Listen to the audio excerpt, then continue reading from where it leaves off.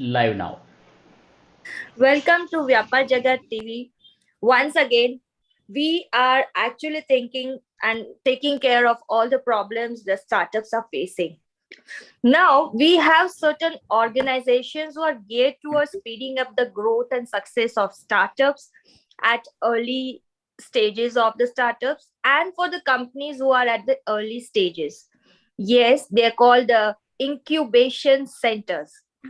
Now, how does this incubation centers throw an impact on the startups? This is actually a very major question that arises in the minds of all startups before approaching them. And here with us, we have our speakers, and I would like Dr. Saptarshi Chatterjee to take the hold of the entire session regarding the impact of incubation center. And let me tell you, Dr. Saptarshi Chatterjee is a trained microbiologist having more than 10 years of experience in teaching and research. He is a PhD in microbiology from University of Kalyani and former postdoctoral fellow at IISER Kolkata. And let us hear more about him from his own words. I welcome Dr. Saptarshi Chatterjee on the board. Dr. Saptarshi Chatterjee, I welcome you here. Please take the charge. Thank you very much for the kind introduction. I hope this session would be very insightful for the entrepreneurs and for us as well.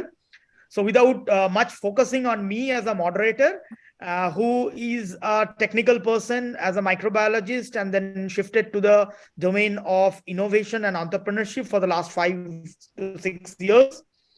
One thing I would like to say is that we have a center called the EUVA Center at Autonomous University, Kolkata, which is one of the 10 centers that fosters innovation with the support of BIRAC, Government of India Enterprise. So before we move further, I thank the organizers, Dr. Praveen, for this wonderful initiative. And it is my proud privilege to say that today we have having an illustrious academic career from NIT Bhopal and IIM Bangalore, having work experience in various institutes and organizations like TCS, I2 Technologies, SAP, Eka1.com. And we all are the Wadhwani Venture fast track that empowers startup founders with capacities and resources. Next, we have Ms. Darshana, Thakkar, CEO of Transformation, who is an expert in business help to MSME sector, an electrical engineer for an MBA operations. And she works towards transforming micro and small enterprise into profitability and achieving sustainable growth. The third day is Dr. Prachi Pandey, who is a registered patent agent and an associate professor and deputy director for startup and entrepreneurship at Vadodara, Gujarat. And she's also a researcher, educator, and an IP professional.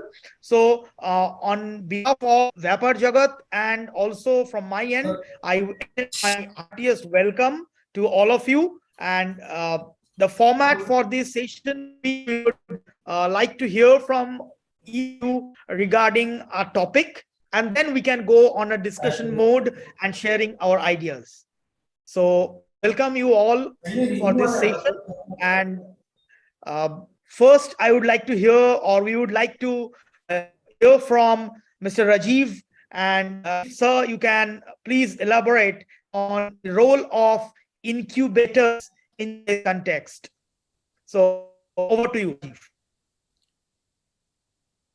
Thank you for the kind introduction, Dr. Saptarshi.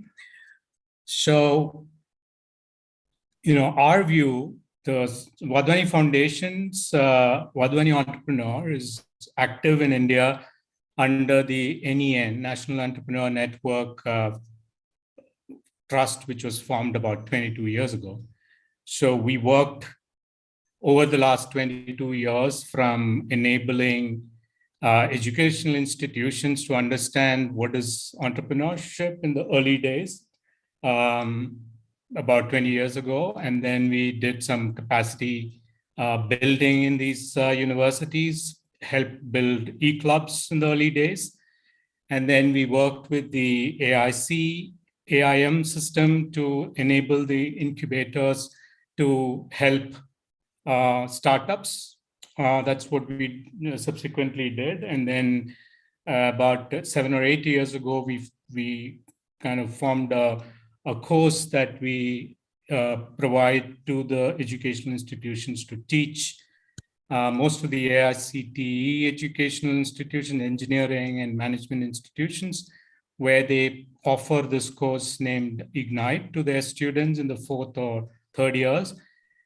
This is a credit-bearing course that they take in their 6th, 7th, 8th semesters. If it's an 8-semester course, or if it's a 3-year program, it is taken in the 6th or 7th semester, where we introduce to them how to start up, whether starting up is in your blood, to how do you put together a story for an investor.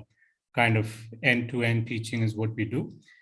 A couple of years ago, we started this VFT, Venture Fast Track, where we enabled incubators. And this year, in 2022, or last year, we have a program called Lift Off, which is essentially a 12-week program that we offer through our incubator partners to the startups. So we jointly call for applications, take them through a 12-week journey, at the end of which they fix their business model, financial model issues, and then prepare for a pitch. So we took about 1,200 startups applications, selected 800 of them, 400 completed their journey, and about 75 of them got different types of funding, varying from 5 lakhs to 2 crores. So my view on this is that there are 800 incubators in India, of which about 300 are very actively supporting startups. The others are kind of dormant.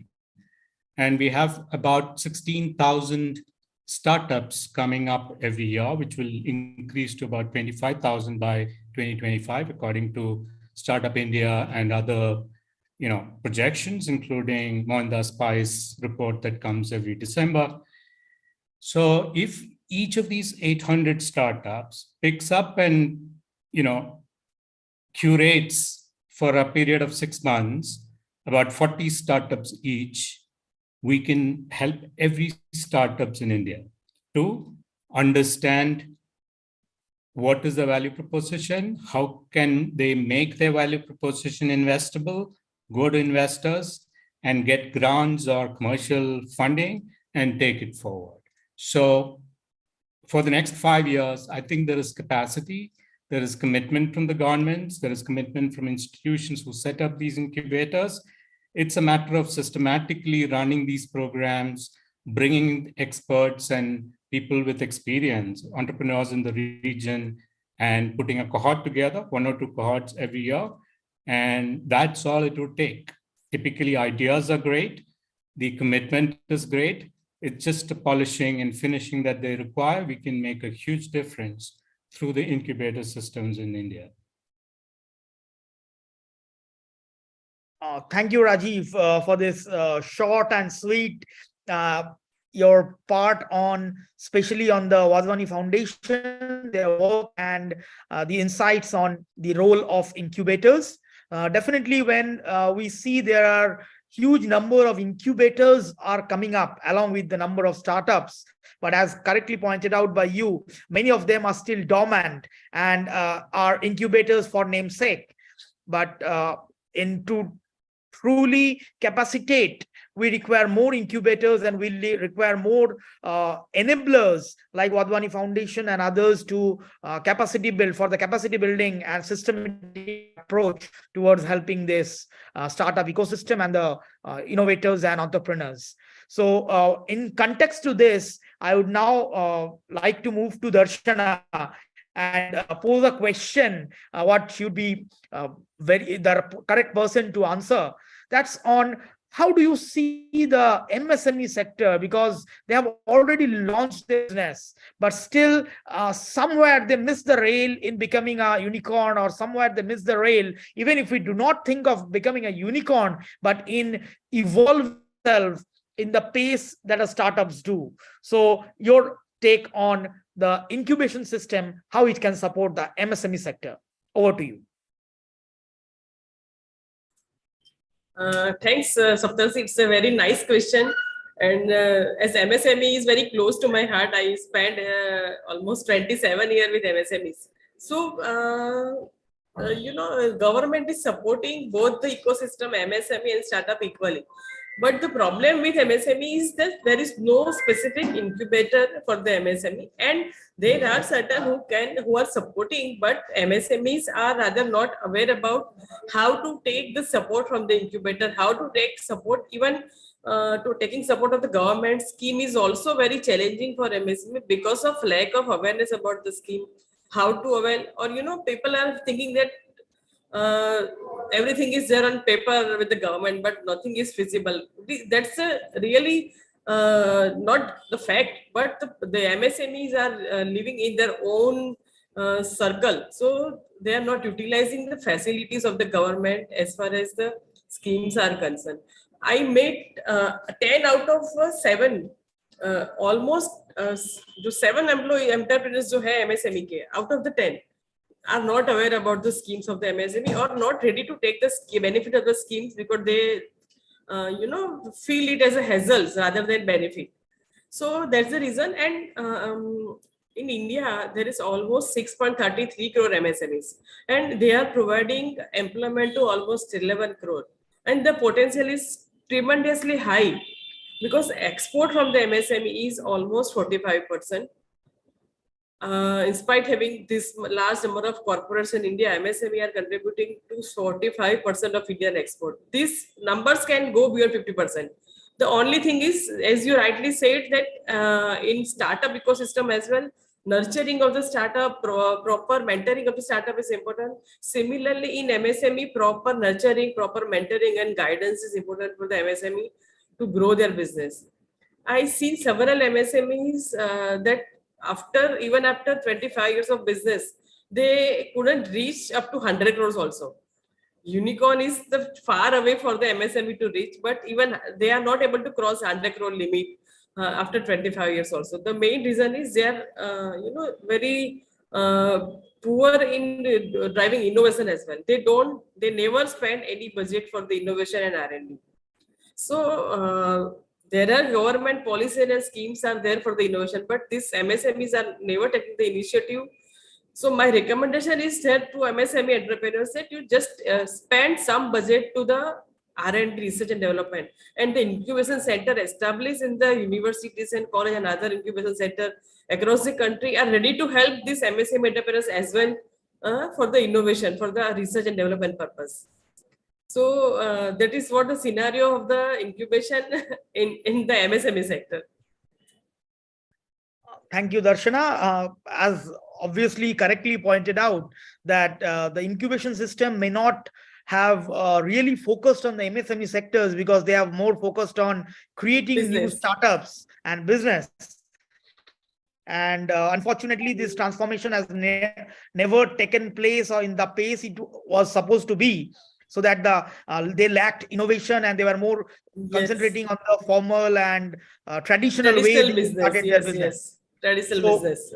When you took us to the point of innovation and research, I think the best person can be Dr. Prachi, who can throw some light on innovation. Often we see most of the, be it a corporate, unless it's a very big multinational, or academia, they are a bit reluctant on actually getting a patent registered, getting their trademark, copyright of documents. So who can be better than Dr. Prachi to tell us about the role of IPR towards helping out these startups as well as the entrepreneurs, MSME sector, as well as startup. Over to you, Dr. Prachi. Okay. Thank you very much, Dr. Saptarishi ji. And yeah, thanks, Dr. Darshana. It was really a good, insightful, and also thanks to Rajeev sir from Wadhwani Foundation. Your firm is really doing great for the students, for entrepreneurs, for budding startups. So thanks a lot to all of you. I look after pre-incubation also in an academic institution as a deputy director of startup and entrepreneurship. But beside that, I also look after incubation for the Associated Incubation Center, that is Krishna Educational Foundation. So we are KPGU Vadodara, that is a university, and also there is an incubation center. So I have exposure to like academic budding startups as well as some traction stage as well as some growth stage. So I have seen like how student entrepreneurs, like whenever their journey starts from innovation till startups. So what are the major barriers come in their way and how they can solve those problems to proceed ahead. So in terms of IP, yes, that is a great topic. So before we look at how startup incubators can help a startup in IP protection, we must first ponder upon why IP awareness is necessary for a startup. So unlike other assets, the nature and valuation of IP is much more stable and does not instantly change, or we can say waver, due to changing market circumstances, provided the owner of the IP is doing well in terms of brand reputation. IP rights are long-term stable assets to any business. That is very true, whether it is a small business or a big business. So beside with growing use and popularity of the social media platforms and the growing size of the global market, that is every firm is now growing at a global level, focus on IP has tremendously multiplied. So which is why now more than ever, startup incubators now must foster awareness around IPR rights. What is most important in my context, in my opinion, is for a startup is unique selling proposition. So while protecting one's goods or services in the developing stage of a startup can easily become a unique selling point in the future. The reason is very simple. When protection is granted to goods or services, it inherently implies that they are either very distinctive or novel in nature, and thus they deserve legal protection. So patent rights are given to only those innovations which are novel, useful, non-obvious, which have an industrial utility. So such recognition can give an edge to the startups over others. They become more, we can say that more distinctive in compared to the normal mass. What is very important for startup investments? Investments, unless until it is done, they cannot grow much. So a diligently and carefully drafted IP portfolio can do really wonders for a startup in terms of investments.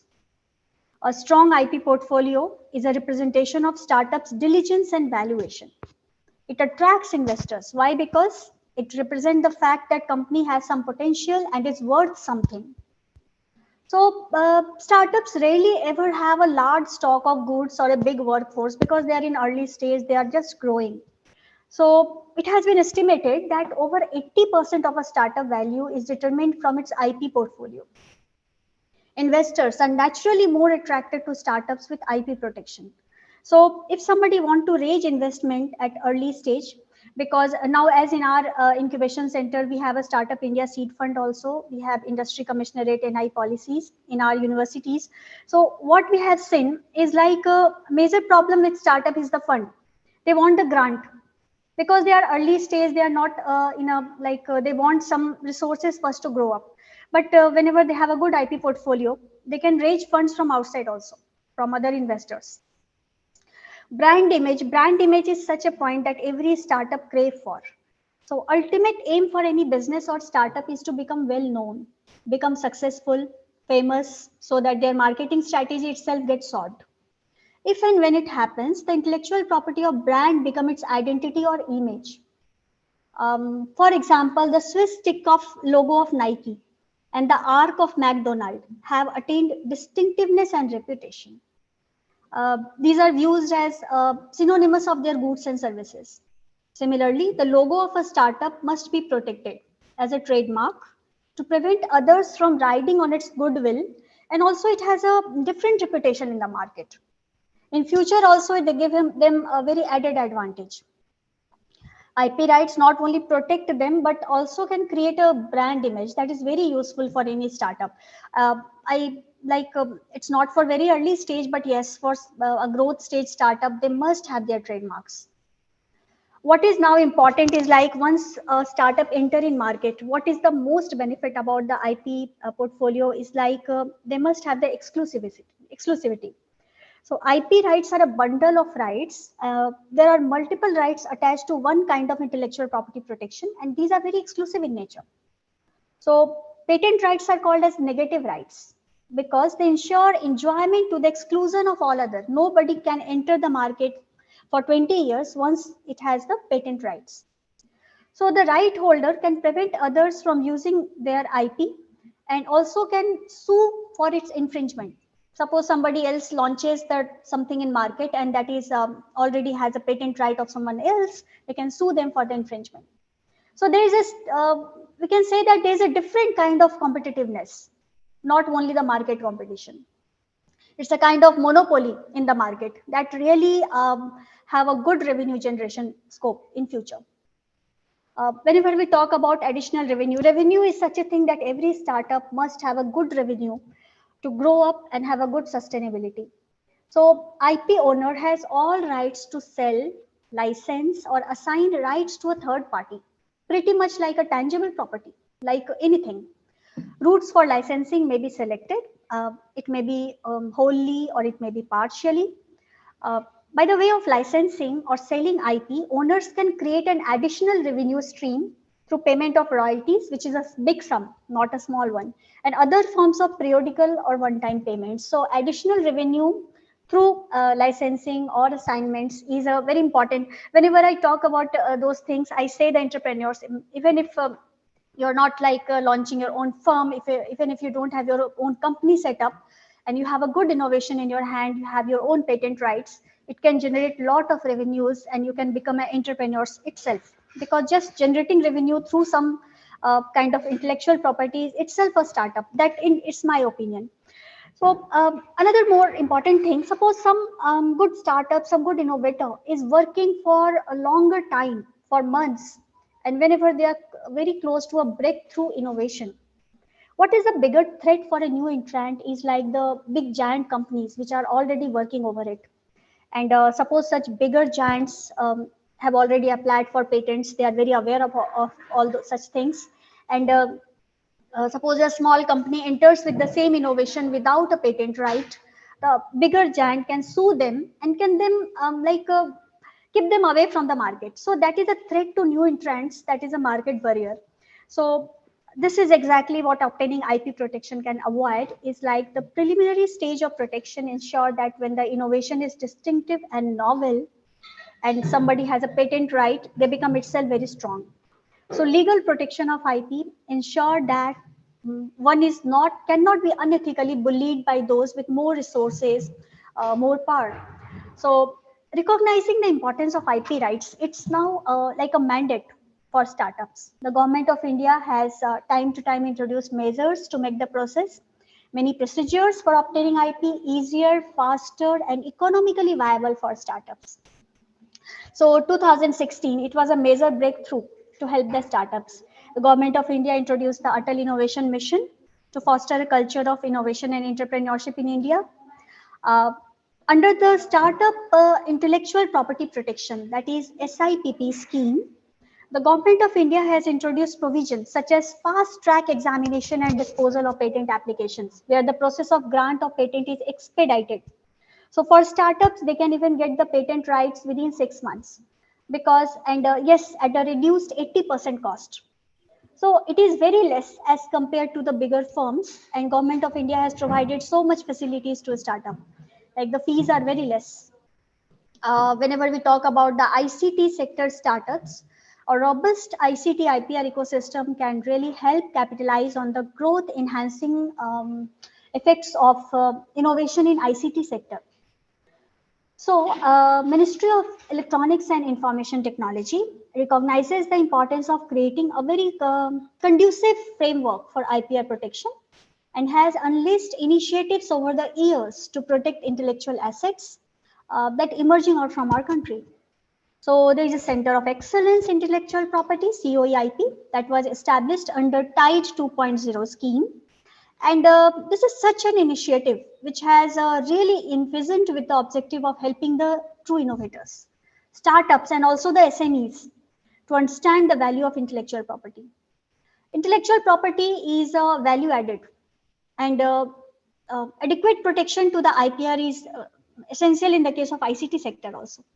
So the aim of this initiative of the Government of India was to encourage the growth of IP in ICT sector by way of creating a very conducive framework for identification, protection, and monetization, commercialization of IPR.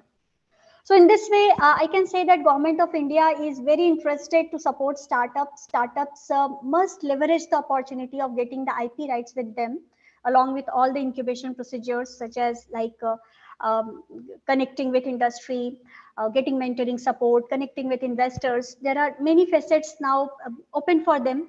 So, but IP right is essential, in my opinion, because I always advocate the IP rights for startups because it gives extra power. I can say that a very exclusive power to startups. And with this, I just want to recite the success mantra by Prime Minister Shri Narendra Modi ji is IPPP, which says innovate, patent, produce, and prosper.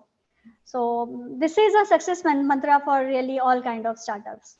So with this, I would like to wind up. Thank you. Thanks. Thank you, Dr. Prachi. That was really a good illustration of the IP and the real valuation of IP for a startup. So now we'd like to go a bit critical into the incubation process and take insight from, we'll start with Mr. Rajeev, that normally the people who come to an incubation center for creating their startup are already inclined towards business. They want to create a startup and the incubation system helps them. What about someone who till date thinks of becoming a job getter? How can we transfer them through the incubation system into a job giver? So how is that transaction or that translation possible? And no better than Rajeev can be the best person to answer this. Yeah, so I think, there are a couple of things that will enable students from business schools, engineering schools to understand what are the opportunities out there, right? So I've seen a very effective pre-incubation program that is run in EVP Business School in Hyderabad. So what they do is, they have a system, a computer system or a software that has enough information in it about what are the different areas in which you can have startups, what are the needs that are being met by these startups, different sectors, different success stories in those sectors, different types of solutions that are fixing different types of problems. That kind of an orientation, it's a pre-incubation kind of a program, or some exposure that you can give it to students to explain what are the opportunities out there and what are the big success stories.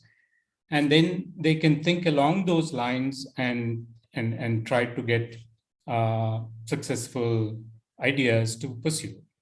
The second one is a cultural aspect.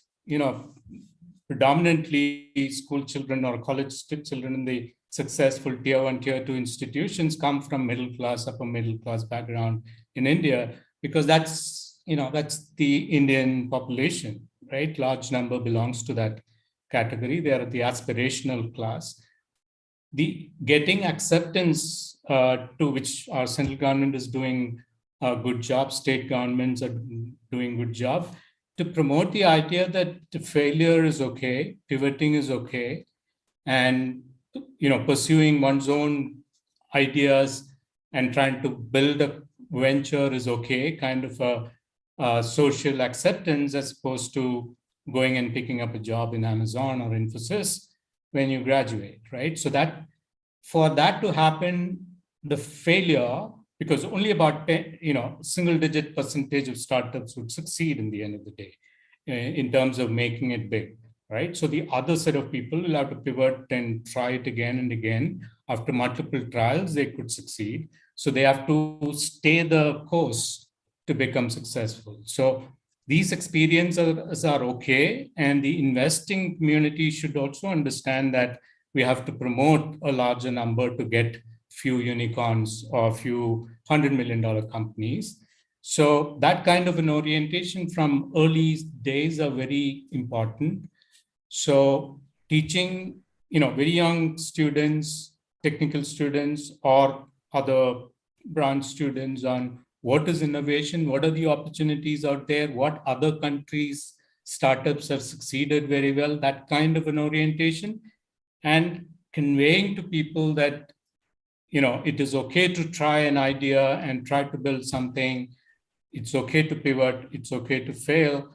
And we also need to create, 2 years of experience trying to build a startup, in my view, is a very good experience for a youngster after engineering, as opposed to going and, starting a job in a multinational. So it's okay to do that. And there should be large companies should invite people who tried, to start up and tried for 2-3 years to come in and join at lateral levels as opposed to starting fresh. So there are economies in Eastern Europe which does very effectively there. Students who have tried to start up gets preference over fresh graduates because they bring in a lot of experience, emotional experience, as well as practical technology domain, dealing with customers. All that experience is built in the 2 years or 3 years where you try to build an enterprise yourself with a bunch of youngsters of your own batch or your own age group, right? So it's a great experience they bring in. So they should get credit for it as opposed to looked down upon. So there is a cultural aspect to it, and there is a opening up into what is possible kind of education that is required. So there's a university called KL University in Andhra Pradesh, in I think Vijayawada. So what they do is in the first year they give an orientation on startup. They have a very large program, and the first year break they send them to the villages, send them to the cities, send them to the streets to identify, talk to shopkeepers, talk to farmers, talk to regular people, and understand, what are the type of problems you face, whether in kitchen or in the field or in the farm, right? And then form an opinion about what are the problems that I can, try to solve. What are the unsolved problems in the field or around you? And then think about, through your course, think about, can you solve it? And form groups, and eventually in the 6th, 7th, 8th semester, you try to build it out and try it and see if you can excite an investor or an incubator to take you in. So that's the kind of journey students should go through. There are universities like KL, like ICFI, who have begun to do that through their incubators, e-clubs, classroom courses. Yeah, thanks, Rajeev. We have actually initiated a similar method at Adams University, Kolkata, where we introduce, irrespective of the domain they study, the course of design thinking in the very first semester. And it's a compulsory course across management, humanities, science. And then they gradually, when they reach their second year, they study a course called venture ideation. So just to pivot things, but the greatest challenge remains is eliminating the fear of failure. So that's, I think, one of the greatest challenge, what especially us, people like us into academics need to address. So with this, I would quickly come to a another very important aspect of incubator, which sometimes remain unaddressed, is because of competition between incubators. Sometimes we see there is a redundancy. There is a redundancy in activities. There is crepe going for mentors. So how can these incubators collaborate, especially handhold with each other? Because it's not about the success of the incubator, it's the success of the startups. So can we get some insight from Darshana? Yes, very, very good question, Saptarshi. Is really need of an hour. Normally, incubators are behaving like a business house. rather than behaving like a supporter for the business, they are behaving like a business. They have a target. They are feeling that we have given this much of grant, we have prepared this much of students, and there is a barriers of this university. You are from that university, so you have to go there only. We will not accept your, or they are not supporting. Support is very less. So instead of being an isolated business house, they should all to come together to support the student, because some incubator are having some different facility. For example, in Vadodara, one university has established a facility for the pharmaceutical incubation center. They have their own laboratory and R&D machines and machinery and everything. But how come the other students from the other department, other university, other area can know about? Awareness is also a problem. Not only the competition, internal competition, but awareness is also a problem for the students, because while they are studying in one faculty of the engineering or graduation or science faculty, anything, it is possible that the university or same college don't have the similar kind of incubation facility for the same field. So with internal collaboration of all the incubator across the region, can extend the students or startup for their suitable field or their interest of their field, because nowadays it's not abnormal that someone is passing from the IT and interested in the pharmaceutical. Someone is passing pharmaceutical graduation and starting a food technology or something like that. So it's nothing is similar to the background of education. Education is just to prepare the person for the future to develop the analytical skill. Nothing is connected with the business and with the background of the education. So a collaboration of the this incubator at the regional level and at the national level by the government as well as by the universities. So it's very important. And now what happens is every college is trying to be a university. In Baroda also, earlier Parul University was under the GTU. Now Parul is university.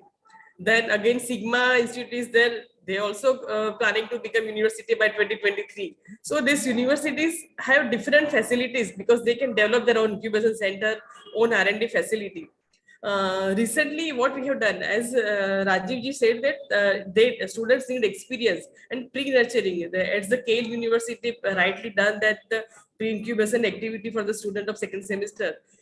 We have started in Sigma College that we are starting entrepreneurship development classes from the first year itself.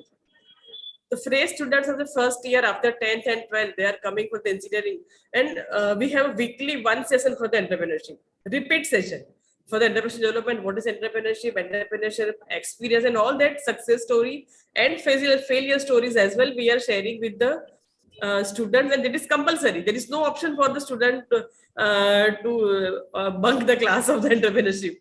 So once a week, we have started this thing in the college. And a second important thing is also because everybody is not job ready, not entrepreneurship ready, because everybody, some students are having limitation of their family that they have to work, they have to do a job for the family and all the support and all that. So while I am connected with the many MSMEs and industries, while we take the interview, we go for the campus interview, the students are completely unprofessional. They don't have the business etiquette, professional communication manners. So they are not the job ready. Apart from the technical knowledge, they don't have the common sense and common knowledge, general knowledge as well. So what we have started this year is Corporate Connect.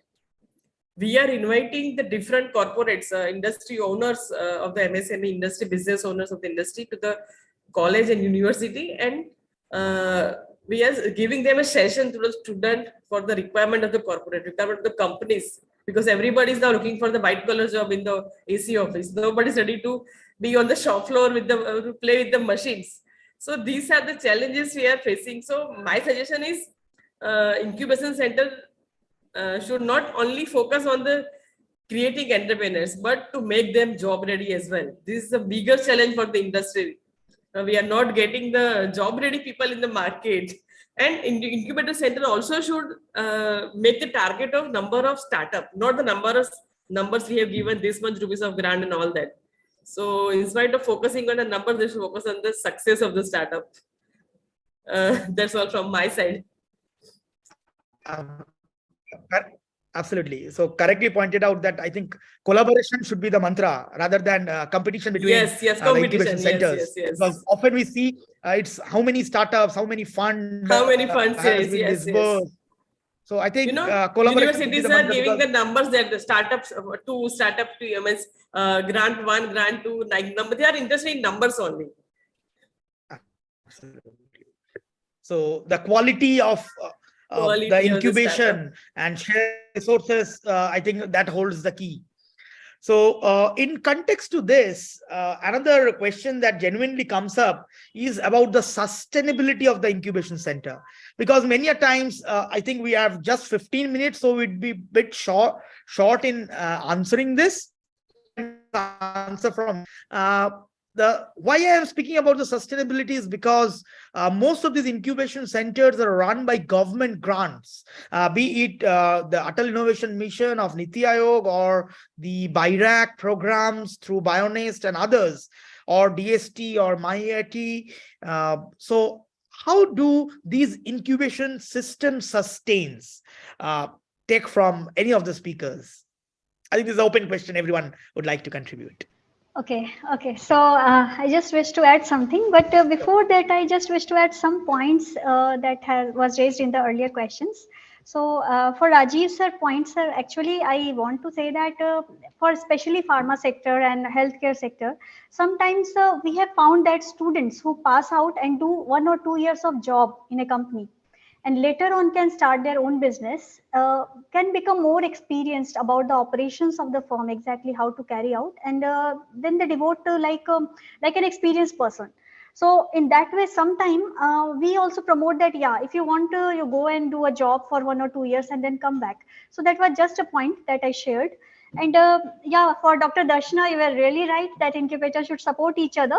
And one point I just wanted to add, in the academia, as we have added a course of MBA IEV, that is a AICT sponsored course of MBA in Innovation, Entrepreneurship and Venture Development. So in that, students study also. And while study, they will be very exposed to how to do the process of venture development. So after that, they might be much experienced about that. And along with incubator collaboration, I'm just thinking about if some academic institutions as incubators can collaborate with some industry for scale up. Because what problems I have faced for startup is like a lab scale good product normally get failure because they are not very sure whether they could be scaled up or industrially applicable or not. Because wherever they go for batch manufacturing, sometimes failures come. Sometimes their batches are not so uniform. So some industry, if they can collaborate, like they can really take up the product and can help in technology transfer, can scale up, it will be kind of co-creation. So collaboration, if all the incubator together can do with some industry, so it will be of Yes. much help for startup. So that is a point that actually I wanted to add. So and then for the another thing, sustainability point. So as normally incubators are not for profit, it is said, but yeah, they have to sustain. Some very few points I had is like if we are conducting some training sessions, because we have good infrastructure, good instrumentation, good facilities that outside even not even incubators registered, but even some of the startups who wish to learn it, and if they went to connect with mentors, a very small fees could be charged for attending the seminars, like 100 rupees or 200 rupees. A very small sum could be there that can help a large mass. So large mass of people even can get the skill training of operating, skill training of getting, or have a kind of mentoring through the startup mentors, and can think of building a startup in due course. So this could be there, not for profit. Again, for instruments, as we are giving them, some small charges could be there. Not much, because instruments itself, they have a running cost. So in this way, we can add something about sustainability. It's my point of view. Others could be added from other expert panels. Yeah. Yes, right, Dr. Prachi. There is a running cost as well and maintenance cost as well. Sometimes there is obsolescence cost as well. Right. Because the technology is emerging at a very fast pace. So the technology or instrument get obsoleted in just 3-4 years. So you need a new instruments with new technology and all that. So incubation center itself having a cost. With your point, Dr. Prachi, that you rightly said that the startups are getting failure even after having good product and good innovation. The one reason I often found is the commercialization. When the people are innovative, product is innovative, but the starting sample cost is too high. But the successful commercialization is very difficult for the student because they don't know the right source for the procurement of the material, for the production of the production process, and for the marketing as well. With the technology marketing fund, they can found. But to target with the right customer or right target market is often a challenge for the students, for the product, and the product cost itself is most important because innovative product is there, but the commercialization is not done properly with the appropriate raw material and appropriate process. So that's a real challenging. So connect of the such startup with the industry is very much useful for success stories. Even in recent past few years back, also many large corporates have acquired the startup. Last year, there is a program by the Reliance Industries that they are supporting the startup for the innovation. They are providing the support for the commercialization and all the products. So that initiative should be done at a large scale from the industry side and in the different sector as well, from the pharma and even in the post-COVID era, many input material of the pharma and electronic industry are coming from the China and Taiwan. So for this product development, for this kind of innovation, the corporate should come forward to support the startup to make the product commercialize. That is my point. Good. I think. Yeah, Rajeev. So my view on the sustainability of the incubator, I've seen three models in India. One is like one of the most successful incubators in India is this NSR Center at IIM Bangalore. So they run purely with CSR money from corporates and donations from people, right? So that's their model. They have not started investing in startups from their own funds. They've just started an IIM Bangalore alumni fund a few months ago. If you look at the IMA's incubation program, they also support several smart city startups, incubators like the one in Indore. Their alumni has pulled together money and they invest into these startups and they get returns, and that's how they are sustaining. It wasn't sustaining, I think, up until a couple of years ago. Now they have started making money out of it. That's a very commercially sustainable model, and they can expand into multiple centers. They're very successful. People can follow it. The third one is about AICs, right? It's central government grants. You get an AIC certificate, then you get certain amount of grant for a certain number of years.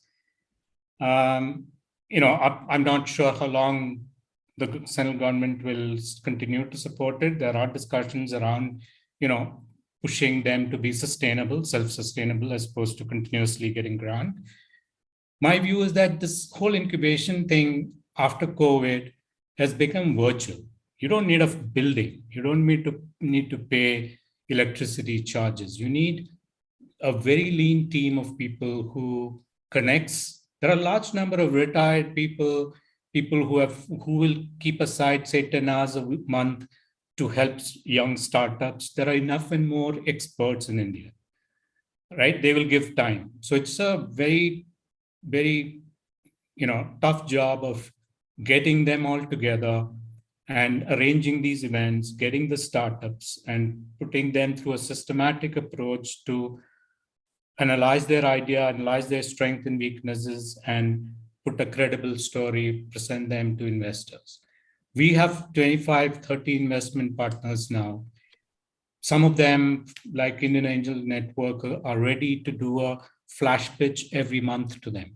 So we take 9 to 10 startups to them.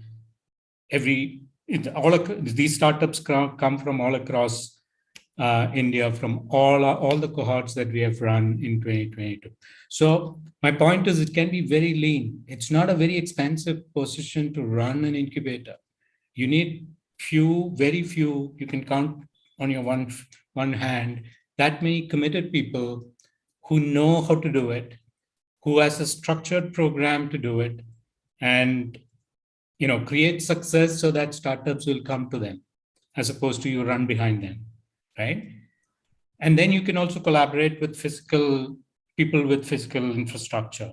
So to summarize, one model is you have large institutions with the experts in the campus, like Yale University, they have some money to keep aside. They have alumni who's ready to contribute. And then few years, 4-5 years time, they'll have successful startups who would want to give back, and then they will become sustainable. Then as long as the government supports this AIM, AIC, NITI programs, that model, but again, cut down your costs, really look at where are you spending the cost. Find that few people who are committed to the success of the startups as opposed to running a building with electricity bills and water bills. And then the third one is, with very little funding from outside, committed people can run it. That's what we do within the foundation.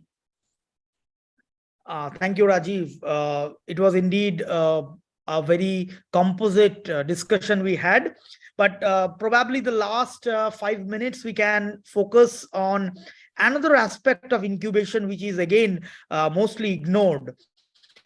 Whenever we are speaking about an incubation system or an incubator, largely we mean technology business incubators or a service-based incubator, which are very much commercial in nature.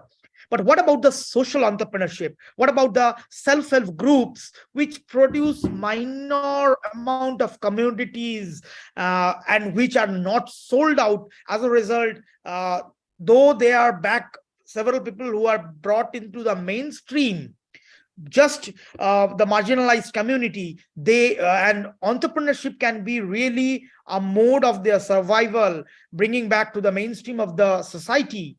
How the incubators can actually address this issue of addressing the social entrepreneurship. So with this, we'll take up very few points from the speakers, maybe a liner or so. But I'll go first. So social entrepreneurship is not different from commercial entrepreneurship in my view. The only difference is instead of revenue and profitability, people measure the impact that you're going to make. So your business plan is going to be looking like what is the impact as a enterprise you're going to make, and what's the cost structure that you have to make that impact. And there are enough impact investors in India, whether they are CSR initiatives from large corporates or individuals who wants to invest in the space of social improvement. There are enough of them. So we have run cohorts. We have had startups in our cohorts who are purely social enterprises. So we train them to present their impact, and based on that, they can attract investment. Thank you. If anyone would like to add? My point of view is that societal impact startups, these are the backbone of our nation. So they may not be touching millions of dollars, they must touch millions of lives.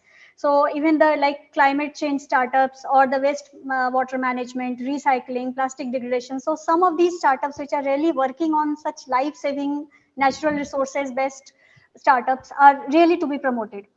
So they may not be unicorns, but they will be useful really for the unicorns in touching life.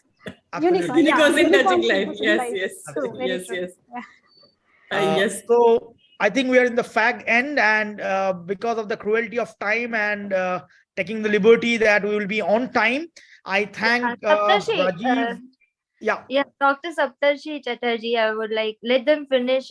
We have some time, so let them continue and speak it up. It's okay, sir.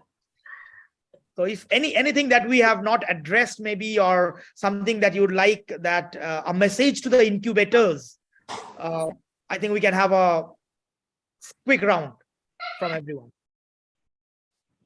Your message to the incubators. So my message is, like most of the things in your life, incubation is very simple. It's not a complicated matter. So if you're running an incubator, you first have to accept that it's a simple thing to sit with a startup for an hour and understand what they're trying to do, where they are in their journey, what will make them success in terms of selling more or building a good team or going to the market and building a brand. It's a simple thing. Take it as simple, take as an incubator manager, believe that you can help, sit with them, engage with their problem, you can fix and support, help any startup. Absolutely. Wonderfully articulated. Simplicity is the best. Make it simple. Thank you very much, Rajeev. Thank you. Over to Darshana. Yeah, according to me, this incubator are come in the picture when the people are having some idea. There are many students in the university and they are having dilemma of the things. They have something to do. They want to do something on the environment, on the renewable energy and everything, but they are not able to decide anything. They don't, because they are young students at the age of 18, 19 or 20. Their mind is fusing with many things at a time. They are not able to decide anything. Many students come to me that I wanted to do something, I wanted to do the business. Can you give me some idea? So that is where incubation centers should start supporting the students with the brainstorming session with the experts. There are many ideas are there and available in the with the experts and all that. They can guide properly, but the students are not able to decide appropriately. The decision power is so weak, and apart from that, their expertise, their area of interest is also important. Sometimes the students are having interest in different area. They start the something wrong because of the friends and co-founder and all that, and then they end up making the failure of the startup. So there should be some mentoring or expert advisory available at the incubation center also for such kind of students at the pre-incubation set level or idea generation level also, because incubation center are supporting only with the proper confined idea only. So this should be included in the incubation center, as that is what I believe. Absolutely. So mentorship is of pivotal importance. Over to you, Prachi. So my viewpoint is that our journey should be smooth. So when somebody thinks of an innovation, their journey should be unhindered, smoothly go on. So whenever we plan for any journey, then we should plan for what we should carry with us. What is our abilities, and is it really worth to go for a journey? That is also important. So first thing is that we should think of what is the need of the problem statement that we are picking. Will it be really useful for the next 5 years? Because it may take the next 5 years to reach at that stage. And after 5 years, will it be really useful for the market, for the people, or will it be obsolete? That is also a point. That is especially for the case of software-based innovations. Yes. That is there. So nowadays, I always advocate that softwares also should be patented if it is like supporting some hardware. So why to make it very open in the public domain so that it is reverse engineered, and again after 2-3 years it is undergoing in the obsolete domain. So why to make it like this? Why not to make it again a monopoly? So my thing is that we should first think of a problem statement which is really useful. We should work on it, and even if we don't go for IP filing, we should go for a very strong patent search. Novelty search is must. Unless until we do a very novelty search, we are very close to the already invented products. And if we are very close, somebody else will surpass. So we have to go just for a long jump. I say that. Take a long jump Yes. from Yes, yes. already existing innovations, even if you don't file a patent. So this will really distinguish you, whatever is already there in the market. And you will have a lot of ideas. In this way you really move forward. And yes, while in the journey from pre-incubation, always think that you can even if you are a good pipeline, you can create and handle the ecosystem. So always think that if I'm the best in terms of my novelty, my uniqueness, I will get the investors. Investors might approach the startups who are really good. They don't need to crave for investors. They don't need to crave for really incubators will approach them. Actually, the thing is that some incubators approach them, they take up them. So only thing is because they are very like curious minds. So they can really develop some very good innovation to startup. So my major focus is like to incubator is like focus on innovation, focus on the originality, genuinity that will really lead to like help the startup to go far beyond. Absolutely. So at the fag end, I would like to just narrate one beautiful word from General of CSIR and a great innovator who really gave a good message a couple of months back when we visited him. He said that the startups are like a pole vaulter. And when there is a difficult situation, we always wanted to frog leap. We wanted to take a big leap because we are in the danger, but that leap can take us to some extent. But now it's a time of pole vaulting, where the pole symbolizes the challenges. The run a pole vaulter makes before